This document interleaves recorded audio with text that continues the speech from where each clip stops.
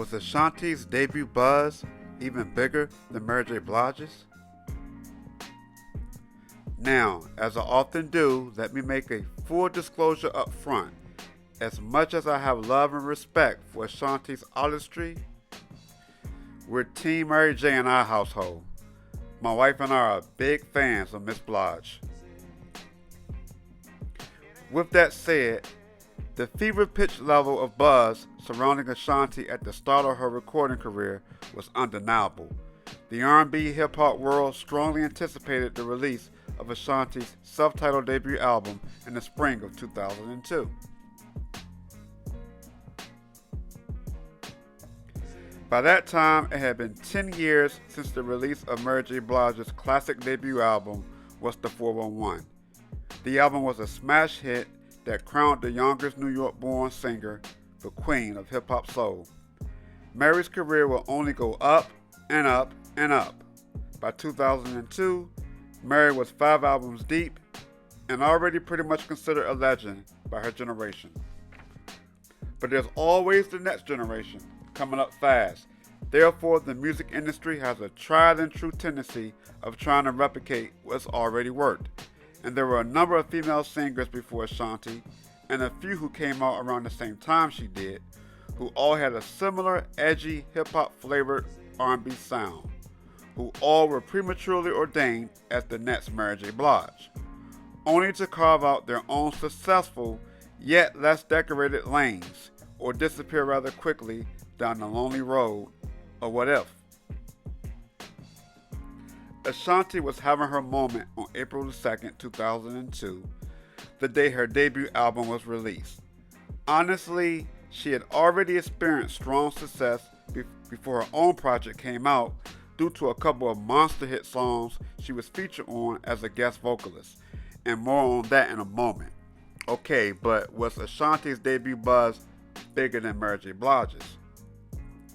Let's take it back to April 5th, 2002, 3 days after Ashanti's debut release.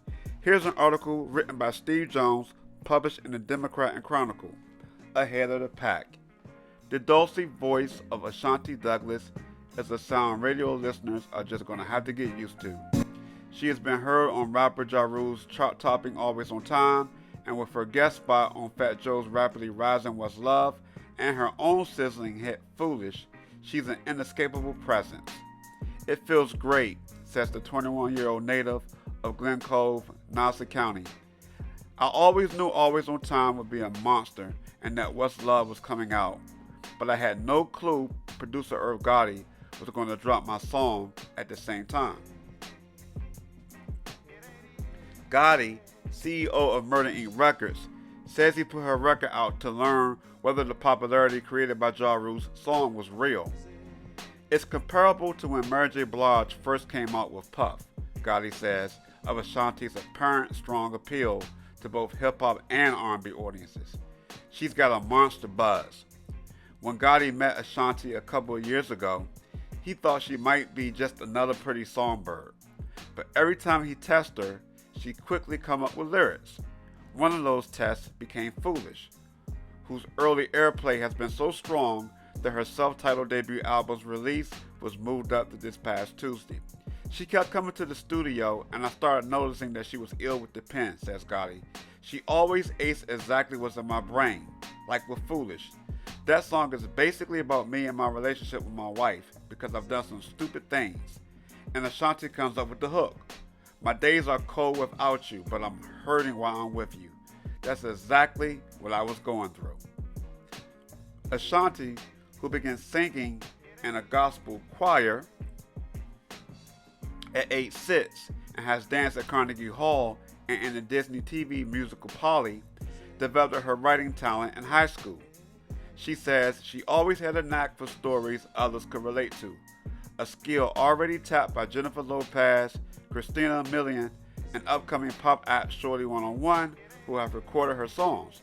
She also wrote all the tracks on her album. Ashanti first attracted mainstream attention on Big Punisher's hit How We Roll, and did 2 songs with fellow Murder Inc. artist Cadillac Ty. She's also on the Fast and Furious soundtrack, on rapper Vida's remake of Madonna's Justify My Love, and by herself on When a Man Does Wrong. But while she was a hip-hop fan, she never planned on being so directly linked with rappers. She was signed to independent AGM Records and went to Gotti only for some up-tempo beats. The two hit it off, and she wound up on his label. It wasn't originally supposed to go down like this, she says, laughing. I was like, no, I can't have Murder Inc. on my record while I'm singing la la la la la. But things happen for a reason. That was a nice write-up. So Ashanti's self-titled debut album will be certified double platinum in May, just under a month and a half after its release. And by the end of 2002, the album was certified triple platinum. Well, Ashanti certainly lived up to her debut buzz. Soulful Charts, we got the receipts. Thanks for joining me. Peace.